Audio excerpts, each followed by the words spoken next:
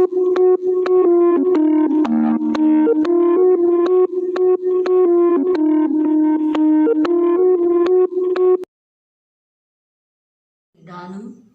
श्री सद्गुरुनाथाय नमः। इस श्लोक में विराजमान समस्त ज्ञानी ध्यानी त्यागी तपस्वी ऊर्जावान महापुरुषों के चरणों में कोटिशः वंदन।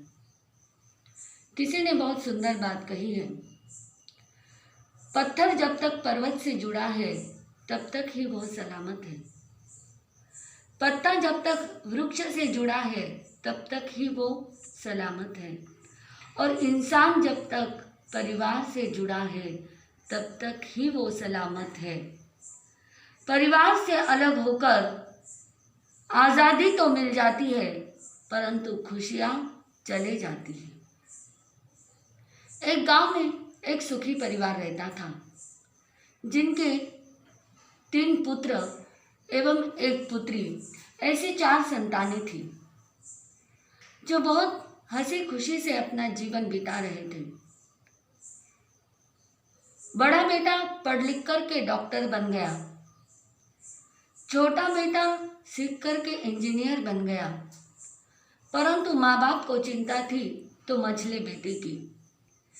बीच वाला जो लड़का था वह कुछ भी पढ़ा ही नहीं, अनपढ़ रह गया, गंवार रह गया, और इस वजह से उसे कोई काम धंधा भी नहीं था। माँ बाप को हमेशा उसकी ही चिंता लगी रहती थी। बड़े और छोटे बेटे की शादी हो गई, लड़की की भी अच्छे घराने में शादी हो गई, सब हंसी खुशी रह रहे थे, परंतु अब तक मझला बेटा कंवारा ही था और उसकी शादी भी अब तक नहीं हुई थी कि उसके पिता का देहांत हो गया। अब घर में केवल माँ थी जो उसकी चिंता करती थी, बाकी तो सब अपने अपने में व्यस्त थे। माँ ने सोचा कि अब मेरे इस बेटे का क्या होगा, यह पढ़ाई लिखाई तो की नहीं और काम धंधा भी कुछ थोड़ा बहुत कर लेता है, बाकी इसकी कोई खास कमाई भी नहीं है, शादी भी अब तक नहीं हुई, और कल चल के यदि हमारे सब बेटे अलग अलग हो गए, परिवार का बंटवारा हो गया, तो इसका क्या होगा। इसलिए उसने गांव की ही एक सीधी सादी भोली भाली लड़की के साथ उस मझले बेटे का विवाह कर दिया। अब मझला बेटा भी अपनी जिम्मेदारी को समझने लग गया और वह भी काम कर लेता था। जो भी उससे मजदूरी होती थी, मेहनत होती थी, वह जी जान लगा कर के काम करता था। अब उसने मित्रों के साथ भी उठना बैठना छोड़ दिया, कम कर दिया। व्यर्थ का टाइम पास वह नहीं करता था। इस तरह से वह अपने काम पर ध्यान देने लग गया। मित्र उसे बुलाते तो वह कहता कि अब मेरा विवाह हो चुका है, मेरी जिम्मेदारी बढ़ चुकी है, मुझे अपनी पत्नी का, मेरी माँ का और हो सके तो आने वाले बच्चों का भी ध्यान रखना है। इस तरह से वह काम करने लग गया।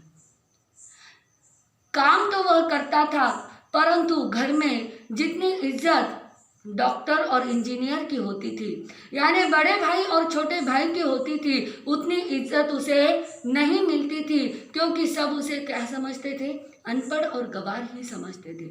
यहाँ तक कि उसकी अपनी बहन भी जब कभी पियर आती तो सबसे पहले अपने बड़े भाई से मिलती या छोटे भाई से मिलती, क्योंकि उसे लगता था कि ये बड़े हैं, पढ़े लिखे हैं, और यह तो अनपढ़ है, गंवार है, इसे तो कुछ आता ही नहीं है, ना इसके पास पैसा है, न कुछ है, न अकल है। इस तरह से बहन भी उससे ज़्यादा प्यार नहीं करती थी। कहते हैं ना, सब पैसों के पुजारी है, सभी पैसे के पीछे दौड़ते हैं, तो वह सारा घर इसी तरह से चल रहा था। अब हुआ यूँ कि जो डॉक्टर और इंजीनियर भाई थे वह मिलकर के सोचते हैं कि यहाँ पर तो सारी कमाई अपनी ही है, यह घर तो अपने पिताजी का है, कुछ जमीन भी है और सारा कमाते धमाते हम हैं, और यह तो कुछ काम नहीं करता, तो क्यों ना हम अपने घर का बंटवारा कर ले, क्यों ना हम अलग अलग हो जाएं। इस तरह से वह सोचने लग गए। माँ को बिल्कुल भी यह अच्छा नहीं लग रहा था कि मेरे घर के टुकड़े हो, परंतु सबकी वही इच्छा थी। अब दोनों भाइयों ने उसे कहा कि हम घर का बंटवारा कर लेते हैं, तुम आज यहीं पर रुको, हमने वकील से बात कर ली है, वकील साहब आएंगे, हम बैठ कर के सारा निपटारा कर लेंगे। बहन को भी बुलावा भेज दिया, वो भी आई है। वह मझला बेटा कहता है जो तुम्हें बंटवारा करना है कर लो, जो भी तुम्हें इच्छा है वह मुझे दे दो, मुझे सब कुछ मंजूर है, मैं शाम में आऊँगा और अपना अंगूठा लगा दूंगा। तभी उसकी बहन कहती है कि अरे भाई तुम बेवकूफ़ के बेवकूफ़ रहोगे, अनपढ़ के अनपढ़ ही रहोगे कि जब हिस्सा बंटवारा होता है तो तुम्हारी उपस्थिति वहाँ पर आवश्यक होती है, तुम्हें यहीं पर रुकना पड़ेगा। अब वह सारे भाई बहन माँ सब बैठे हैं बंटवारा करने के लिए, बंटवारा करने के लिए बैठे। एक भाई कहता है मुझे खेत चाहिए, एक भाई कहता है मुझे घर चाहिए, बहन को भी कुछ ना कुछ चाहिए। मझला बेटा चुपचाप बैठा है, इनकी उलझनें बढ़ रही है। वो कहता है तुम्हें ज़्यादा मिला, वो कहता है मुझे कम मिला। सबको अपनी अपनी फिक्र है। वकील साहब ने सारा घर का ब्यौरा बताया कि तुम्हारे पिता की 10 एकड़ जमीन है और यह घर है, बस इतना ही बंटवारा तुम्हें करना है।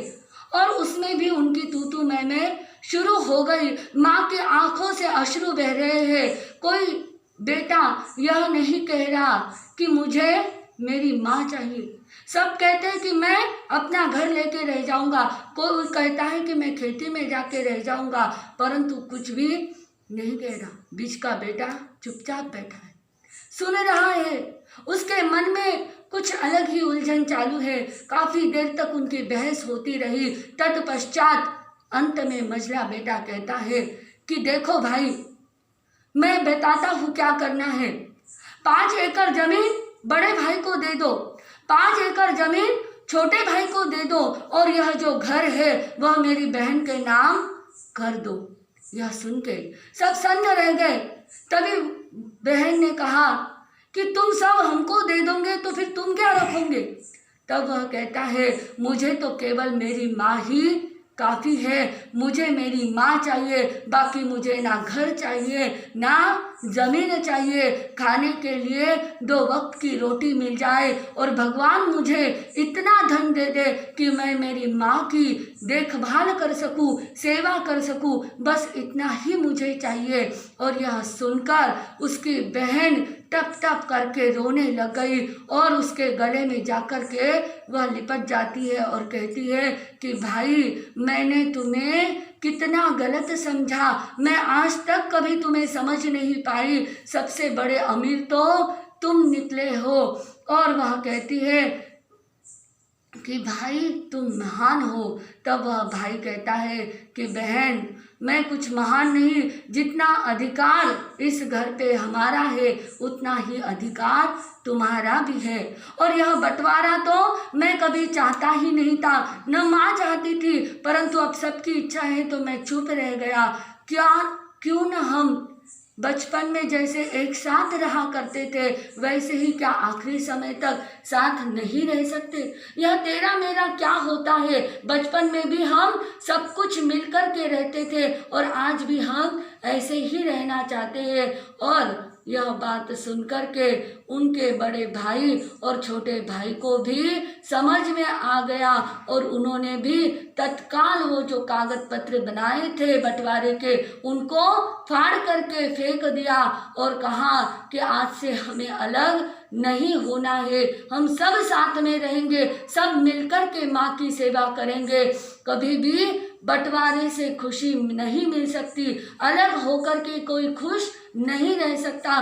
परिवार का हर सदस्य हमारा अपना होता है। जब हम अस्पताल में होते हैं या कोई मुसीबत होती है है तो दूसरा कोई साथ नहीं देता, साथ देता है केवल अपना परिवार। जब हम आईसीयू में भी होंगे ना, तब हमारे आईसीयू के बाहर के दरवाजे पर धन दौलत खड़ी नहीं रहेंगी, वहाँ पर खड़े रहेंगे केवल हमारे अपने खून के रिश्तेदार। तो हमें यह समझना है, जानना है कि रोटी कमाना कोई बड़ी बात नहीं है, रोटी कमाना कोई बड़ी बात नहीं है, लेकिन परिवार के साथ बैठ कर के रोटी खाना बड़ी बात है।